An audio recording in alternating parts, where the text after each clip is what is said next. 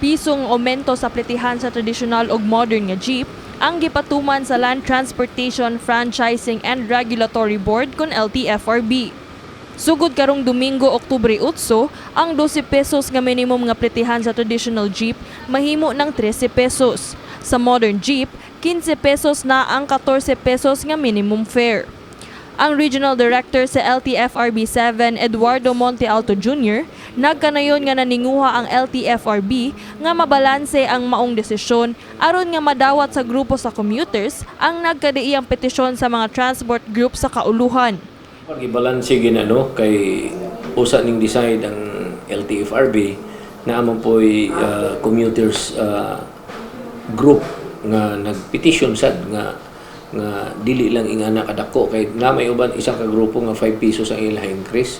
So gibalanse tanan nisugot ang kuan pod commuters group nga dinhi lang ta sa 1 piso. Matud pa sa atong nahinabi nga mga jeepney drivers, dakong tabang na alang kanila ang piso nga aumento sa plitihan, ilabi na nga padayon lang gihapon ang pagsaka sa presyo sa lana.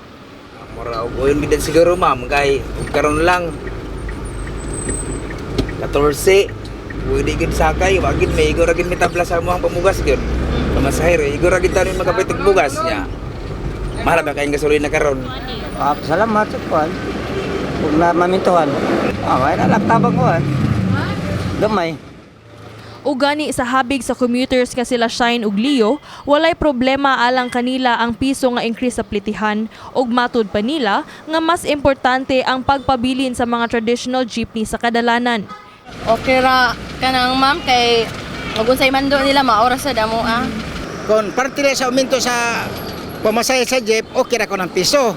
Kanan kay aumento masarang gasolina sa ato paumintuhan ko na sa driver an ila pod pag pangabuhi. Dili gusto ko pod nga mawala ang jeep kay una ko na diri sa Tibok Cebu. Kanang jeep unya kay kinaan mga uban mga bag-o man ang uban. Ang jeep dili ko gusto nga pod nga mawagtang kay ang jeep maoy kadali-dali sakay. Sa laing bahin, nahinayon gyud ang paghunong og biyahe sa 54 ka modern jeep nga beep kaniadtong Oktubre 1. Tungod sa pipila ka mga rason, lakip na ang pagkalugi sa ilang kompanya ug kakuwangan sa piyesa tungod sa padayong gubat sa Ukraine ug Russia. Apan gisaysay ni Monte Alto nga paspas nilang gihatagan og special permit ang mga naka-standby nga unit sa ubang operators aron mopuli sa mga modern jeeps nga nawala sa mga ruta. Katong ilang mga ruta pod nga nabiyaan nga sukad pa sa una effective pod atong October 1 do na tay gikuha gikan sa uban nga mga operators kay do naman tay standby sa ilahang mga fleet at least sa Cebu 150 units. So nakakuha ta didto og kuan karon 40 units initial. Then napagita additional. So wala gyud epekto to siya no kay naanad ng mga tawo wala tong beep. Kini si Queenie Holigon alang sa MyTV Cebu.